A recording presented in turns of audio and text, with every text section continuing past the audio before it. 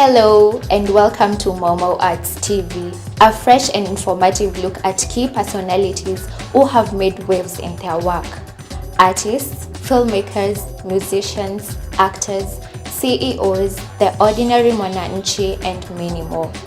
We will also feature key spaces that are pockets of pride for our country, Kenya. These are but a taste of what you'll see on our show. Sit back and enjoy.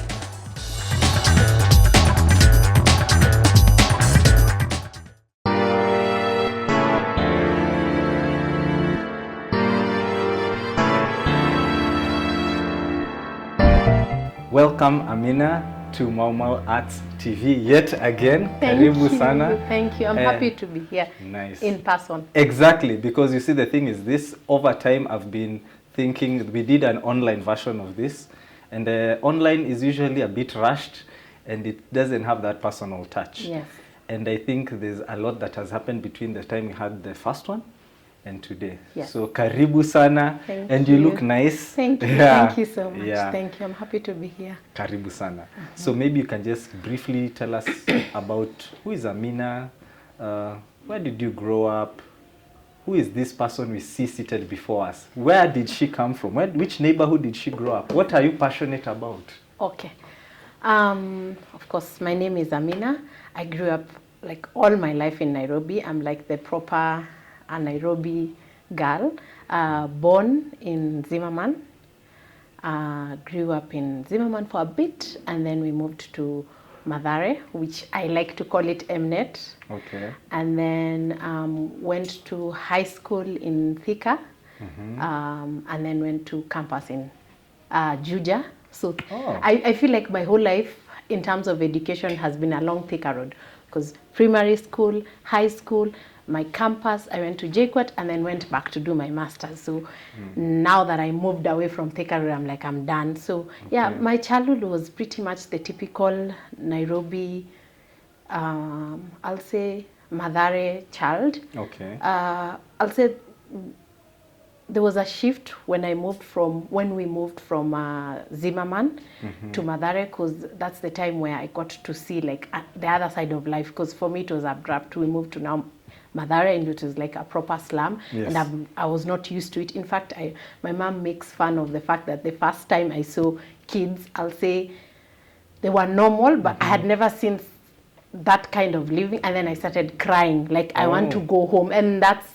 so it was a shift, but I think I was in class 1. Okay. So I grew up around Mathare, that life, and then now moved to Pangani way later. And then, yeah, so I think my childhood was normal, okay? Challenges here and there. Yeah, and you mentioned Zimmerman.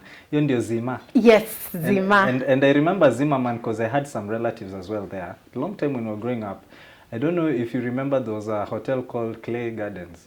I just remember. And then I know Zimmerman is vast because it goes all the way up to Kamiti, right? Yes, There's yes. Mirema. Yes. There is, I think, Tanner's. Yes. Yeah. So do you remember? Okay.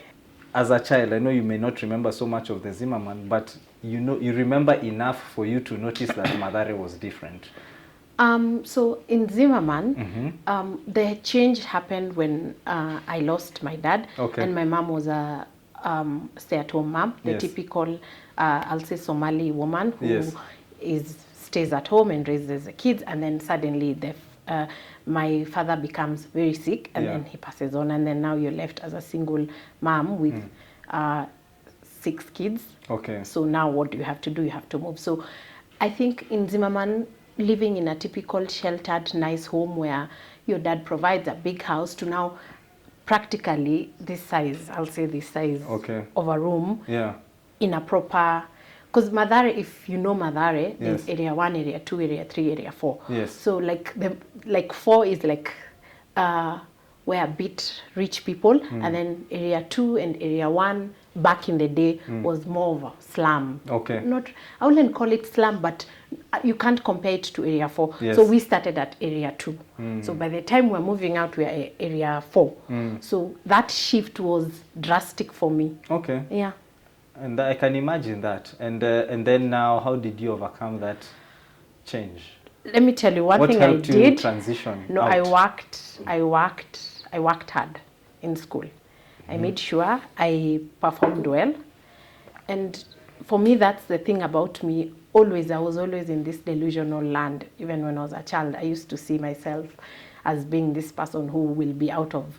I even tell my sisters, "Mi ndio nitawatoa kwa shida." I was that young. I was always like that. So I knew I didn't want this life. And looking at how my sisters, the type of schools they went to, typically I knew I didn't want. So I worked hard and I performed well and I got a full scholarship. I went to Mary Hill. I got all. Now my life really changed. I became, and then now campus, I also got full scholarship. So from there, I mean, you can't go back. The rest is history. I swear you can't go back. And are you the firstborn? No, I'm the lastborn apparently. Okay. I'm the lastborn but I was the first one to go to campus. Okay. Yeah. Wow, that is also like a good thing for the family. The family will always remember that. Yeah, and for I'll say the Somali culture, education, now things have really changed. But back in the day, education is not a priority. Even looking back, knowing what I know from our culture as women, we are educated, but there's that societal understanding of a woman's role in the house. Like you're educated, you can be a nurse, you can be a doctor, but that is secondary to you being someone's wife. Okay. And for me, no. You can't tell me I went to school for 4 years it's not a bad thing to be a wife, but that's part and parcel of what makes Amina, but not, that shouldn't accept a piece of my life. I think and it's good you say that, because I believe there's a difference between what you've done and who you are. Yes. And I think going to school is something you do. But the things you decide, like having a family, maybe supporting your siblings, and other values you have, like the religious values, these are things you choose, and that define who you are.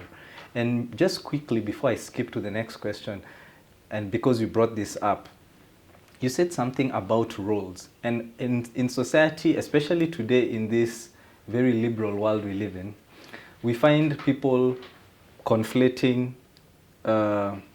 pursuing education, and or rather they say pursuing education and pursuing career are mutually exclusive, and they don't have to be. And this has actually been observed in other countries like the US, where there are people who have pursued education and yet they're still able to have a family. But as modernity continues, there's this kind of unsaid, which I think is a fallacy. If you pursue your career or you pursue education, it means you can't pursue family, or if you pursue family, it means you cannot pursue education. And I don't think the two are mutually exclusive.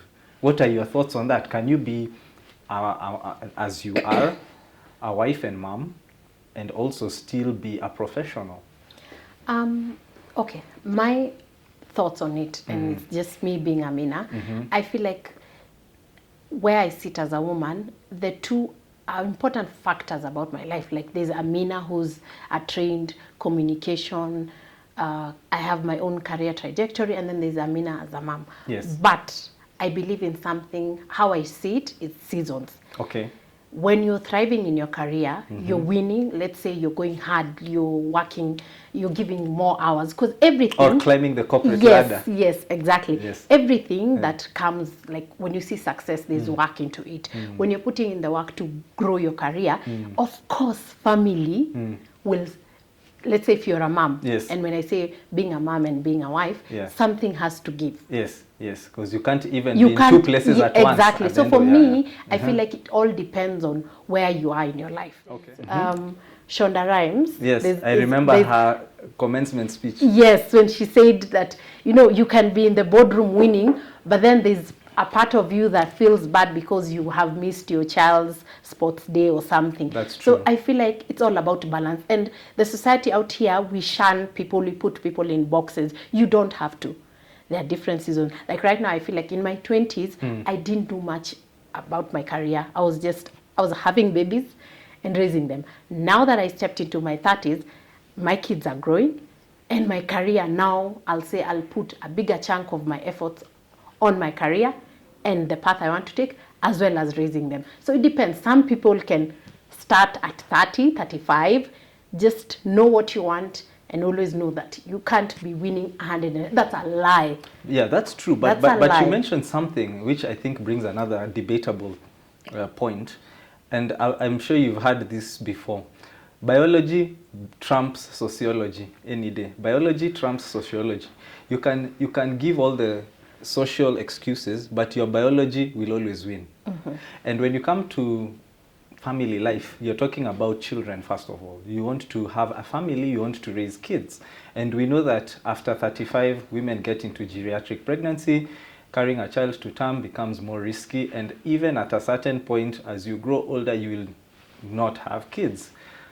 And you mentioned that you actually did focus on having a family and raising your kids in your 20s. And I think that is very telling, because that's when you are most youthful. That was when you are most capable of even carrying these kids to term. And lo and behold, you have 2 lovely kids. And now in your 30s, you're able to do anything, literally, not just career, anything you really want to do, because the kids are beyond the toddler stage where they probably need constant mommy every now and then. But imagine if you had done the opposite. Imagine if you had focused now on the career and everything in that decade of 20s up to 30, you would probably now be thinking of getting your first child. Probably even if you took a year out, which is still very little time of recovery between pregnancies, and have another child. And maybe if you had targeted to have like 3 kids or even 2, you would have put yourself at higher risk. And I don't think this is being told enough to young women especially. And I think if we are to talk about welfare of youth, both young men and women, we should give them the facts. We should tell them that if you do plan to have a family, know that you also have a biological clock as a woman. What are your views on that? Because sometimes we see this liberal movement of, I'm a young woman, young independent, hear me roar. We've even had celebrities like Beyonce saying all the single ladies, and we know she's not single, she has a wife, a husband rather, Yeah. and kids back home. So are we misleading young girls and telling them you can do anything, you can be whatever you want, while in fact you can't? Because at the very least, if you want to have kids, as I said, geriatric pregnancy starts at 35 plus, and that is not my opinion or your opinion. That is biology, that is medicine, that's healthcare. What do you say to that, and what do you say to young girls? So there are 2 things here. Yeah. In my case, I feel like I was lucky enough to get a partner who had the same vision as me. So number 1, most important factor, and I see it's something that most women actually struggle with, Right. is the type of men, Yeah. quote unquote. I don't want this conversation to be me throwing shade at men. Exactly. But Yeah. you see, ideally, Yeah. to raise a family, you need 2 people on the same page. Yes, you need parents. Yes, rather. Yeah. you find most men Yeah. or the dating pool right now, quote unquote, it's not so many men are ready to, go into marriage and all that. So you think men don't want marriage or men don't want families? Because those are 2 different things. The timings, let me tell you. Okay. The timings. So let me tell you something about timings. Yes. So you'll find that women in their 20s ideally don't find the men in their the same age as being, especially they don't have the finances, they can't not support well off. families. Yeah, like the society right now puts the value of a man in terms of what you can provide. And honestly, when I was 22 and my classmates, honestly, that will be very unfair for me to compare my classmate to me. You get it? Like, Right. we are all trying to be okay. So in our 20s, the men who are our pool of men, Your age mates. yes, are not husband materials. Yes. Because they are building themselves. Yes. Okay? And as the society currently, right now, we look at a man by the value of what you can bring on the table. But it's not even now. I mean, it has always been that. But way from mostly time now immemorial. it's been to the power of 100. Yes. Like, it's even crazier because Yeah. you're like, okay, especially by the fact that women are making money right now, unlike in the past. Yes. So if I'm making, let's say, 100,000 a month, I do not expect to be paying to get a man who's not working. Right, or less. right. I So get that's you. number 2. Social media. The pressure, yes, Yeah. and girls wanting an easier way out. So you see, in your 20s, you're looking at men in their 30s and let's say almost 40. But isn't that okay? Because But listen, those men are taken. Not My husband, Yes. I met him when I was 21. Okay. He was turning 30. Yeah. He had just started his career. It was peaking. And by the time he's 33, 34, 35, he's taken. He's my husband. The pool of men, the good men are taken.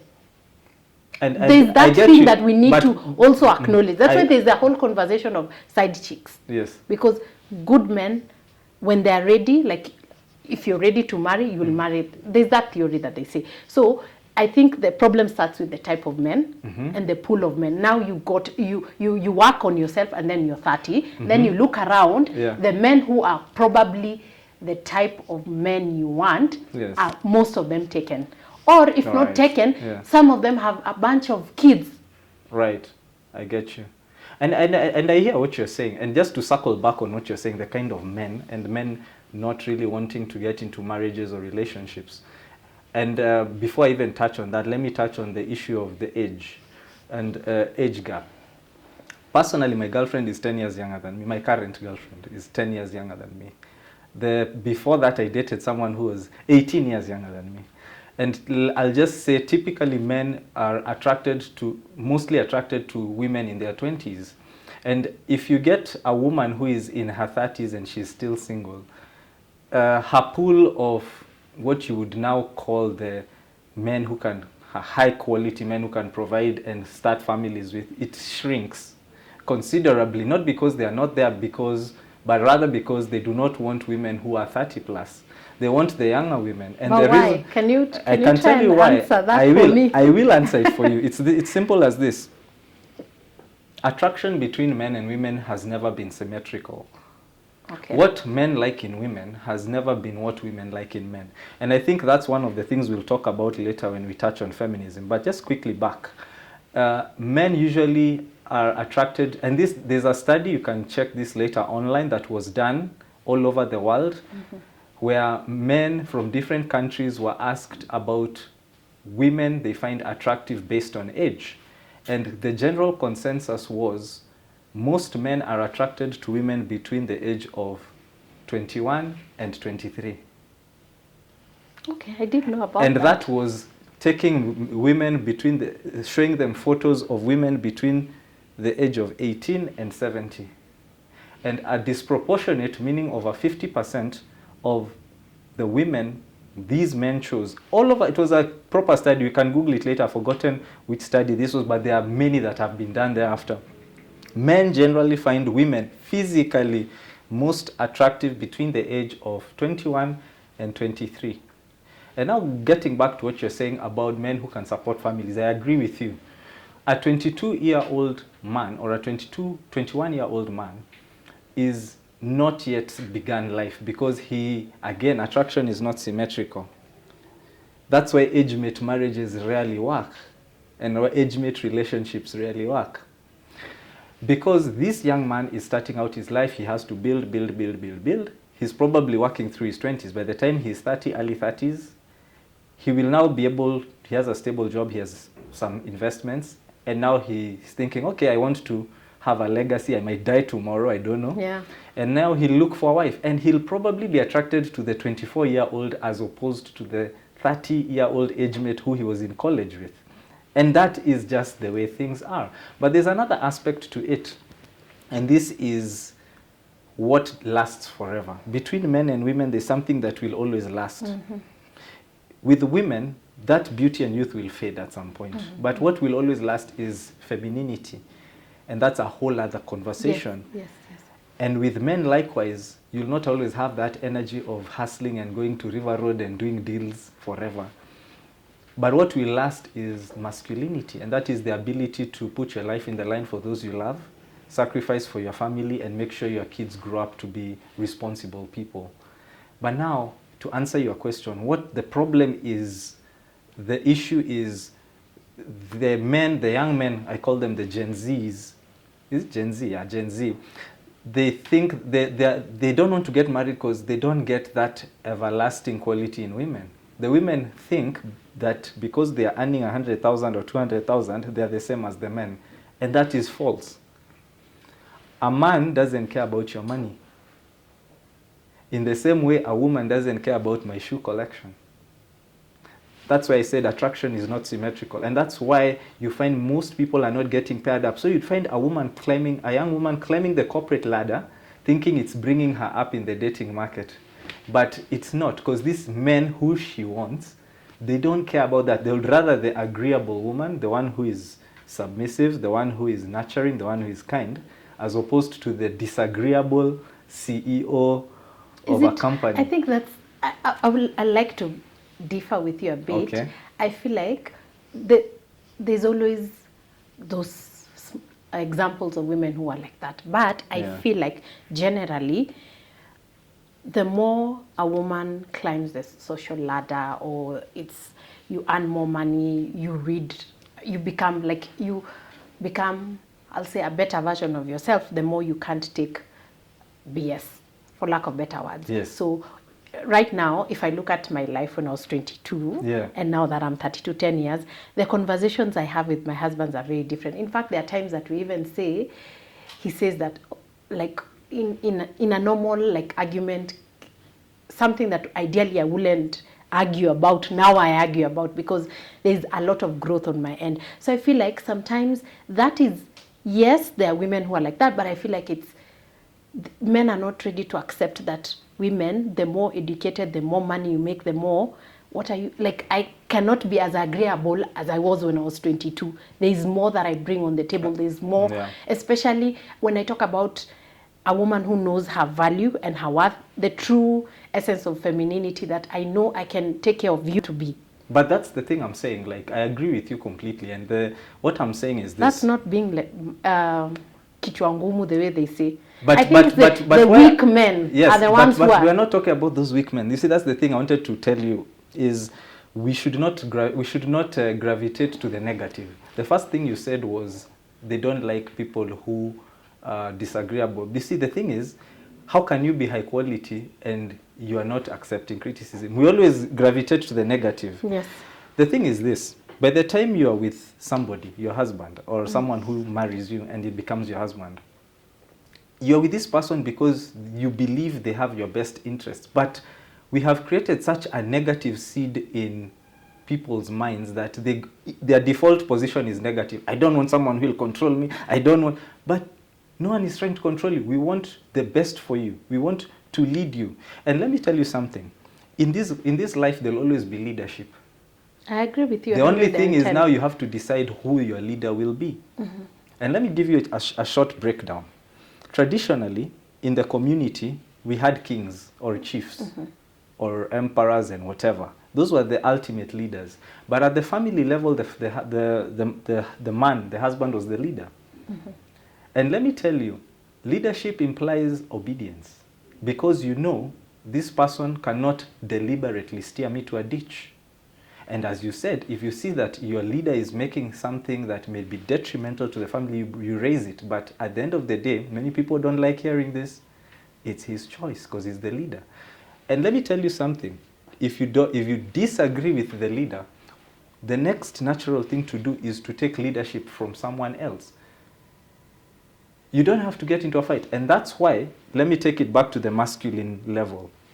In a community with men and families, if the ultimate leader who was the king of the community made decisions the men didn't like, the men would come together and they would say, this guy who we chose as our leader is going to be the downfall of our community. They ride off somewhere, they organize an army, they come and tell him, now if you don't do this, we are taking over leadership and we'll put someone who takes. Mm-hmm. Taking it, that's macro. Taking it at the micro level, at the family household level, similarly, you've trusted this person loves you as your husband, you have children with this person. If you think he's steering you to a ditch, by that point, and you're disagreeing with him overtly, you have stopped being under his leadership. It means now you're under your own leadership. And that's why you find divorces have gone high, they have skyrocketed, because now, and then again, when you're a single woman, you are leading yourself. The single man, before I get back to you, the single man who is not married, let's take single man and single woman, one unmarried man, unmarried young woman. None of them have kids. Yes, and none have spouses. Okay. A man is under his own leadership. That's the masculine imperative. Mm-hmm. Leadership is masculine. Even women, and I know feminists will disagree, but it's a fact. A fact is a fact. Even women who rise the corporate ladder are able to do so because of their masculine traits. Leadership is a masculine trait, just as nurture is a feminine trait. Likewise, even the men who get into nurture are embracing feminine traits. So if you're not under the leadership of, if you're a single girl and you're in a family, you're below 18, you're under the leadership of your dad. If you're an adult girl and you're unmarried, ideally you should still be under your dad's leadership. But if you're not, which is happening now in society, you're under the leadership of the state. Yes. And that's sad. But the man, from the time he's a kid all through until he's 18, he's in the leadership of the dad. Then he becomes his own leader and he forms his own community. He becomes a leader. And now with religion, this is how it is. The woman reports to the man reports to God. Mm-hmm. And that has been broken down because now they're replacing God with the state. And not only are they replacing God with the state, they're removing the man. So the woman who thinks she's independent is actually not independent because she's reporting to a boss. I said this in a previous podcast. The feminists who say we're in a patriarchy still report to men in their jobs. Most of these NGOs they report to are financed predominantly by men. So choose, who would you rather be submissive to? A boss who is indifferent, he can fire you if you disobey and replace you with AI or even another person, or someone who actually loves you? And that's the thing that's not really sinking in. I would rather be submissive to someone who loves me and cares for me. And again, I've said a lot, but this is default to the negative. You always think that you need to protect yourself against a man. You need to protect yourself against relationships, as opposed to thinking relationships are these good things that build families, that build communities. And I think that's where we are going wrong. Anyway, back to you. I think the caliber of men right now, most of them don't understand what basic leadership is. Let's start there. There's the systems of masculinity in itself have, some people don't have it right completely. Okay. Mm-hmm. You need to genuinely understand masculinity from a perspective of proper nurturing, protecting, providing.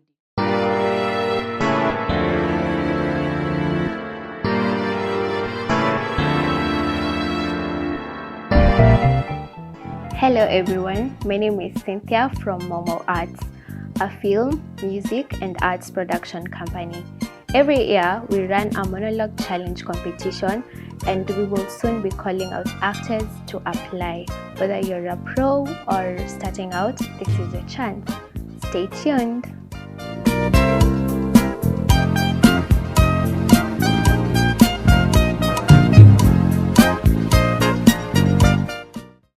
So you'd find generally women would rather avoid getting into conflict because of fear of being kicked out of the group.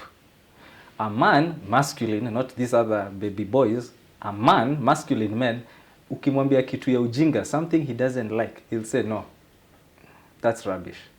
And I don't believe you. I think what you're saying is not true. I won't do it. And we're emotional beings also. Exactly. So I don't think that any man who is really worth his salt should expect you to be like a man. I think, and then roll back on what you said about partners, and I think people will take this really with a big pinch of salt, maybe even a boulder of salt. Personally, I believe that men and women are not partners. If I marry, which I'll never marry again, but if I was to get married, actually in the relationships that I've been in, we are not partners. I'm the leader. Because that's how society works. Do you feel like saying that is coming from an ego? No, it's not coming. It's coming from a point of responsibility, and that's the mistake feminists make. They try and put leadership, they conflate leadership with ego, they conflate leadership with arrogance. If I am a leader, I have responsibility. It's not about titles. And the minute, let me give you an example. If I am the captain of an aeroplane, I'm flying a plane, or even a ship, I'm the captain of a ship, and we are attacked by pirates, I will go down with that ship. Itasink na mimi. And you guys, as my crew, will have to listen to the instructions But I I'm think giving. we're talking about the 1% of men who ideally know their role and actually take upon them to do what is. Yes, but the thing is, even if it's that or not, leadership will have to exist somehow. Because you remember also there are people who are unmarried. You'll either be your own leader. So if you're a woman, you become masculine because leadership is masculine. Or if you're employed, which most of these single women and feminists are, and they will never admit it, with their feminism? boss. I have an issue. I think I need to ask you that. I have an issue with third wave feminism, and I have an issue with it because purely based on outcomes. I'm an outcomes person. Okay, okay. Is something positive or negative? If something is negative, I have an issue with it. So what's the issue? My issue with third wave feminism is that it's a net negative to society. If people followed feminism to the letter, third wave feminism, I am actually a first wave feminist. I am a feminist first wave, which was women can choose. But I always say this, we can choose, but we have to be responsible for the outcomes of our choices. And that's what feminism, third wave, is doing, is taking away accountability by pushing for, one, sameness, and they are pushing for equality of outcomes, which can never happen. And that's a whole nother debate. And also, quickly to what I had told you before, first wave feminism, which was women should choose, I can choose to work, I can choose to vote, I can choose A, B, C, D, was hijacked by the women's liberation, sexual liberation movement, which brought things like sexual promiscuity. I can sleep with as many men as I want, I can, my body, my choice, all these other things, abortion is fine. I don't agree with that because in the long term, it's a net negative. So that is why I don't agree with the version of feminism that is being practiced today, of do whatever you want, have no accountability, and it's always someone else's fault. And the version of masculinity online, especially now that is being pushed, where men, there's that, they call it the blue pill movement. Red pill. Men, yes, red pill. They want men and women to, like, I'll say 50-50. Right now, if I asked you to give me a telephone number of a heroin dealer, can you?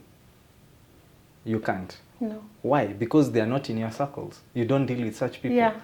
I don't deal I'm exactly. wondering Let me bring the point home.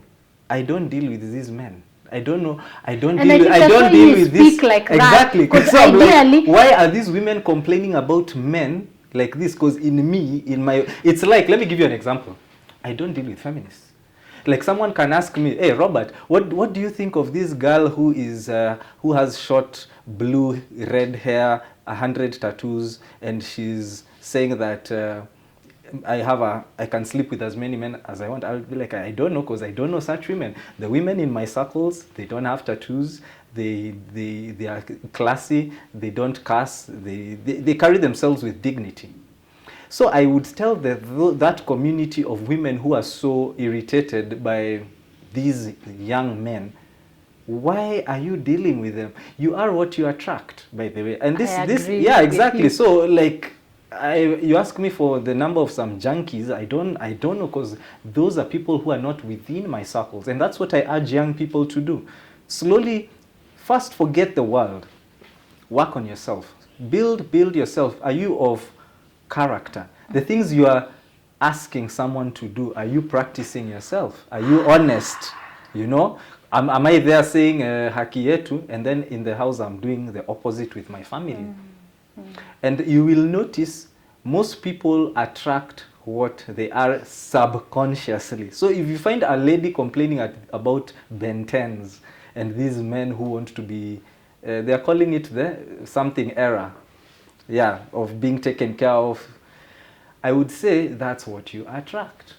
That's what you attract. And again, at the end of the day, back to roles.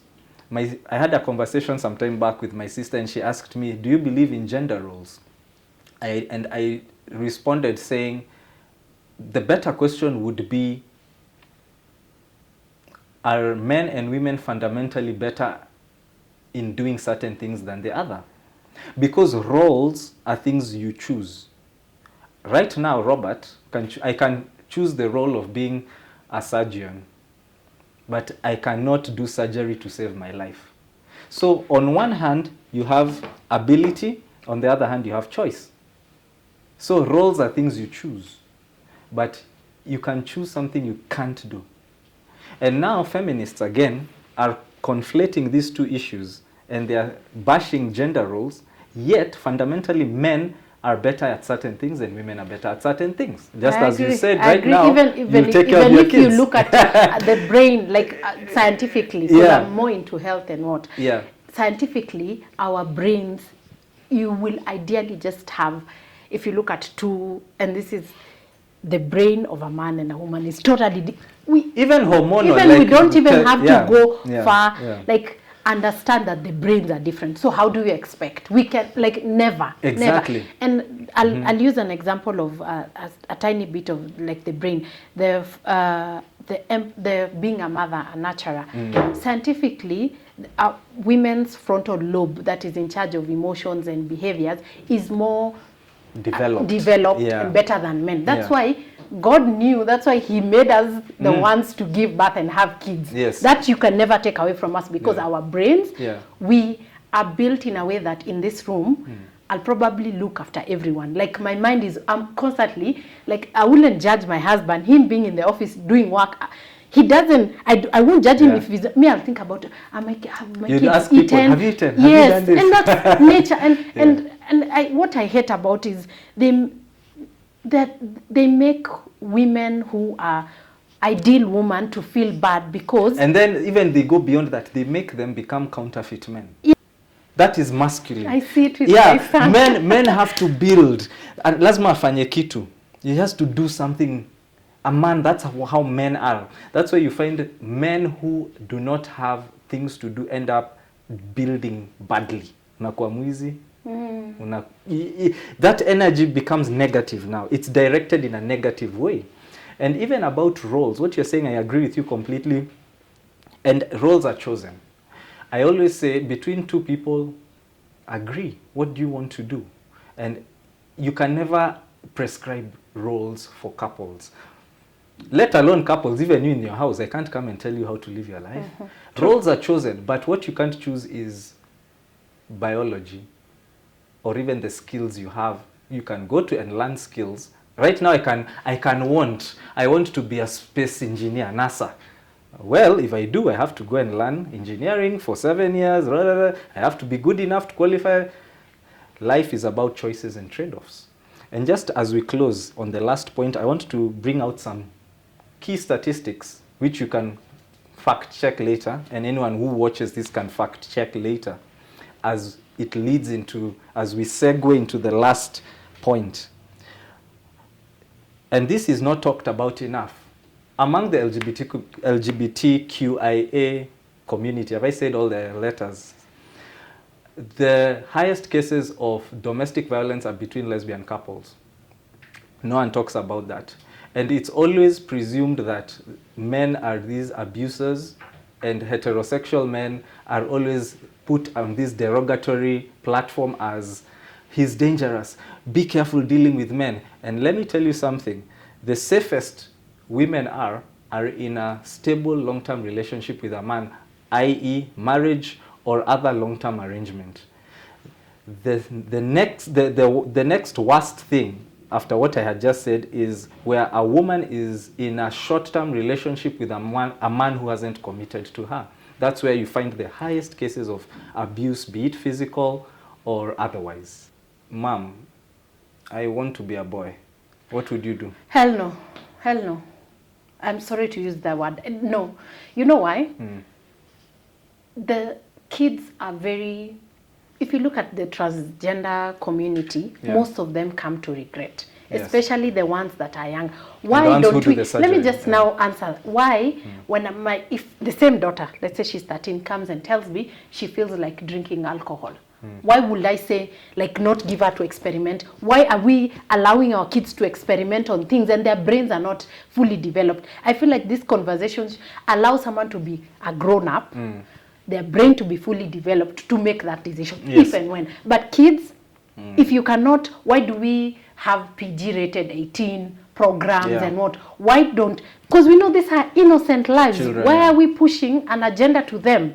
And you know, kids are very, like, kids, naturally, there are days that their kids play with. My son is 5 years old, okay? Yes. Some days he will see a Barbie doll and pick it up, Yeah. okay? Yeah. And he's just a child, very normal, Yeah. and will want to play with the Barbie doll. But you know what? I'll see the dad like, no, this is for girls.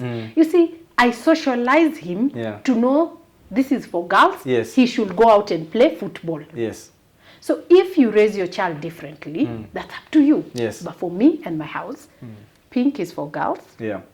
blue is for boys. Let me give you a footnote to that before you continue to the other answer. It's a theory I have. I believe they're doing this because, one, they can't get kids of their own. Two, it's easier to control somebody who lacks a sense of identity.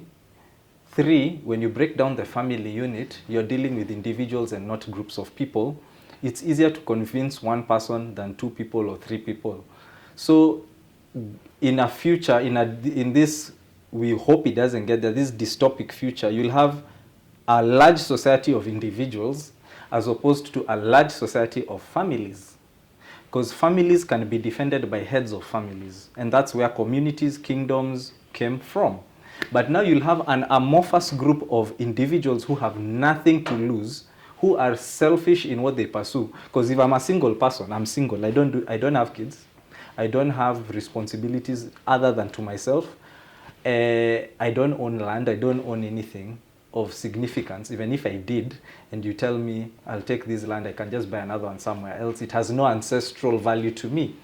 I'm easier to control than a family that has inherited land over years, generations. And they're like, no, you can't take our land. My grandma grew up here. My great-grandfather did this here. This is our legacy. This is where we have buried our people. So I have a theory that they're destroying the family unit.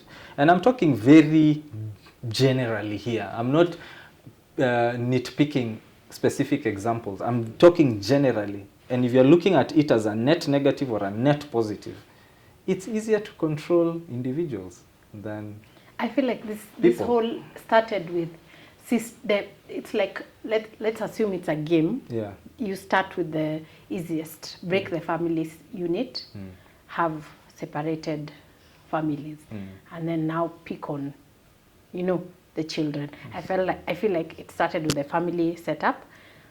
Marriages, the cliche, marriages don't work. And also marriages divorce is a scam. $1 million industry. Yes, yeah. it's a scam. Yeah. All that conversation.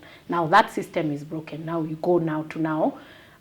If you realize that most of the time kids go with their mothers, right? And there's something that even the best mom in the whole world, there's lessons and things that only a man can teach another, like a boy.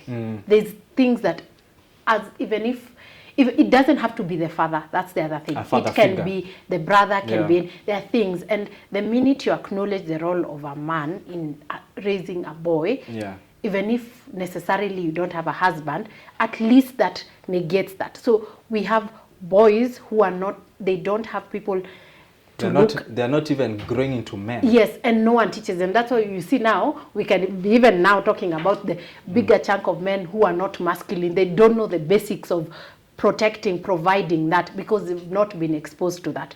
And also they don't know how to manage their emotions, which is a masculine trait. Yes. So you find they get out of control and they do crazy stuff. And that's the thing. Let me ask you, okay, maybe this is... They're shaming religion. They're saying religion is old, it's outdated. I'm not saying they are saying it the way I'm saying it, but it's implicit in culture, in contemporary culture. People think it's cool not to believe in anything. It's cool not to go to church. It's cool not to go to the mosque.